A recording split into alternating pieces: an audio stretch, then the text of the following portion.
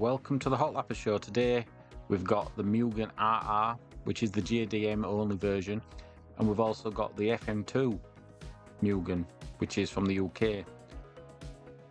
Now we all know that the FN2 isn't the very most liked Type R of them all. It was probably the most hated one.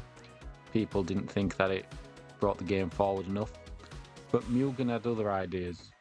They give it the exact same power as the JDM version. They both got 240 horsepower. Does that even the odds for the FN2? Is it now a worthwhile competitor? The only thing is that rear suspension.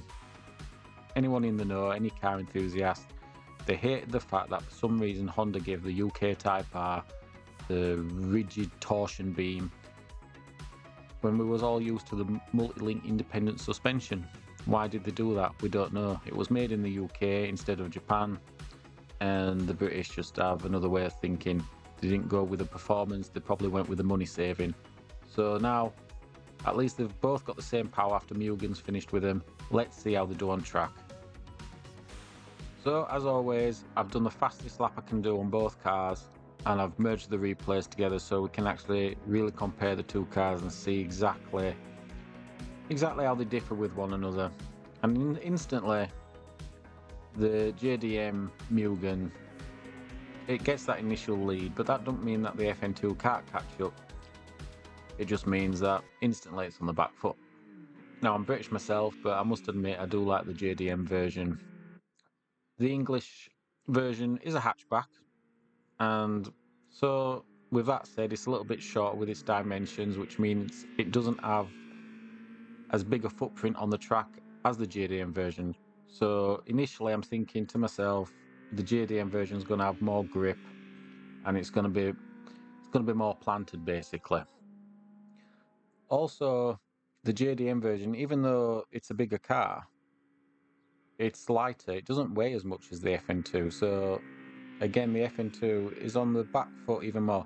They do have 240 brake horsepower each. The JDM does have about 2 pounds-feet more torque. I'm not sure about the gear ratios, but it feels to me like the gear ratios in the Mugen are just a tiny bit shorter.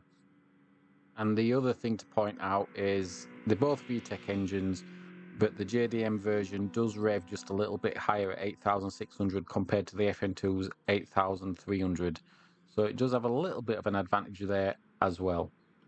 And as we approach the foxhole, I want you to keep a really close eye on both cars now, because it's really telling how that rear suspension of the FN2 might be the letdown, just like everyone says. We hit the compression here. Now, as the Mugen RR goes to the top and turns left, see how it maintains grip, it's very stable. Now look at FN2, see how it slides? And even more so in this corner where it loses grip completely. Now if you think along the whole course, in every mid and high speed corner, if the FN2 is losing its back end, that's basically where the car's slowing down. It's not able to accelerate. All the while the JDM car is doing. So it's pulling time ahead. So even if the FN2 does manage to catch up at any point, it's always going to lose time every time it gets to a similar corner where its back end just isn't up to the job. And now we're entering a part of the Nurburgring where there's a lot of corners coming up. We're going downhill, there's a lot of corners, and they're about, the sort of mid-speed corners. And I'm at the point now in the UK Civic where I've realised the back end, I've got a feel for when the back end's going to kick out. So at this point, I'm thinking, right, I'm going to have to slow it down. Otherwise, I'm just going to lose more time when that back end starts losing grip. So this is the reason now we start seeing the JDM Mugen start to pull a substantial lead. We're going downhill.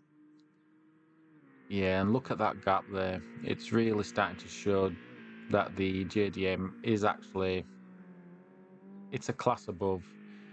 The FN2's just falling further and further behind, and there's really no point the FN2 can really, it's not finding any part of the track where it can basically catch back up.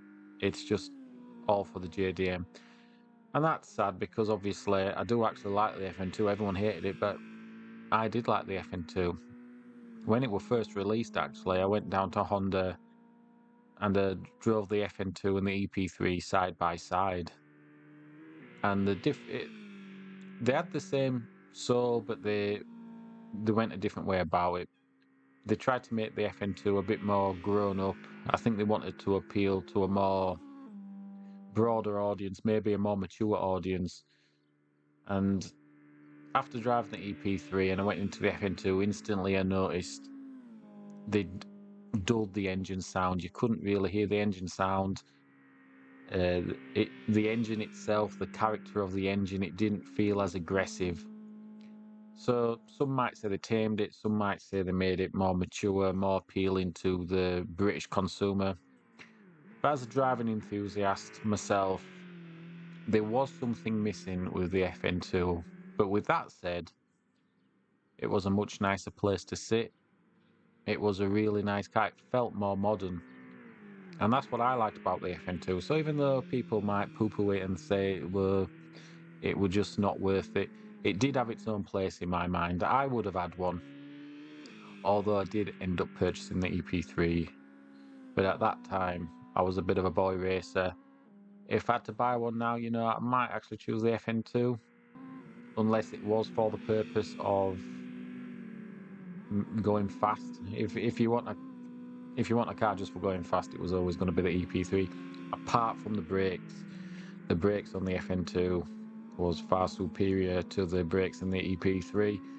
And if you did look at any of that marketing material where they had Vicky Butler Henderson's brother driving the FN2 for the promotional videos that he was doing at the time, and he was saying to the EP3, keep up, acting like the FN2 were faster. If you watch that video again, it was actually only ever in the braking areas where the FN2 had an advantage.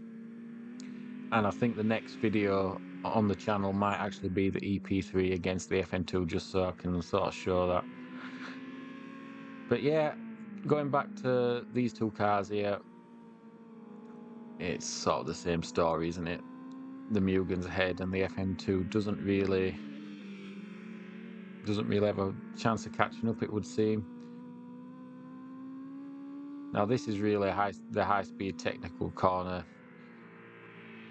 and from what we know so far, we're going to favour the JDM Mugen, aren't we? Although saying that, the British Mugen here, it is a fast car. You can't say it's a slow car, but we're just comparing it against something great. And the Mugen from Japan, they only made 300. It's a very, very rare car. Now, the one thing that the British Mugen is going to win in is rarity, because there was only 20 Civic Mugens from Britain. So that's a super rare car. You're going to have, even when you're comparing it against Ferraris, you're more likely to see a Ferrari on the road than you are a British Mugen Civic. Now we're entering the straight. Yeah, look at that. The Mugen's already started accelerating for many seconds before the British Mugen even starts. But they're accelerating as fast as they can along the straight. And there's not long to go now. I think the Mugen's already shown that it is the better of the two. Well, they're both Mugens, but I mean the British Mugen Civic.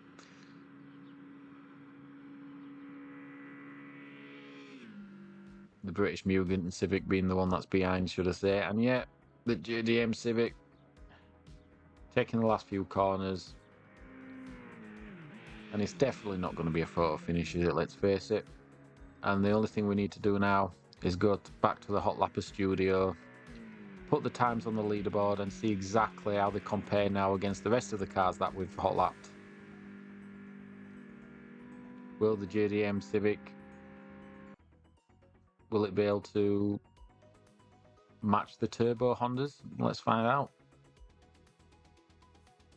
So first up is the British Civic Mugen, and there we go, it got an 8 minute 25.3. but it could not match the one from Japan with an 8 minute 20 exactly. And it even beat the Volkswagen Golf R, which is a 334 brake horsepower modern super hatch. So I'm quite surprised with that.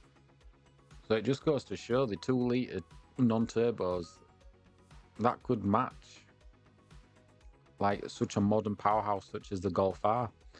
And it's only, what, 4 seconds off the FK8. That's pretty impressive. You can't complain with that at all. So yeah, an interesting one. I was hoping the British one was gonna do a little bit better, but I always knew the Japanese Mugen were gonna basically spank it. Thanks to the subscribers. If you do like the video, subscribe. We do more hot laps and compare all the cars on the leaderboard. If you're interested in following along, hit the subscribe button, hit the like button. I'm trying to get 100 subscribers. More than halfway there now. I'm quite pleased with that. Also, the views, they're piling up. I'm trying to grow the channel, so if you're helping and enjoying the videos along the way, that's great. Let me know in the comments what 2 cars you'd like to see put against one another. It can be 2 cars, 3 cars. I just like a good storyline at the end of the day. So if there's any car enthusiasts watching and you have a certain 2 cars you'd like to see go against one another and see where they compare on the leaderboard, just let me know and we might be able to get that working. So until next time, thank you very much.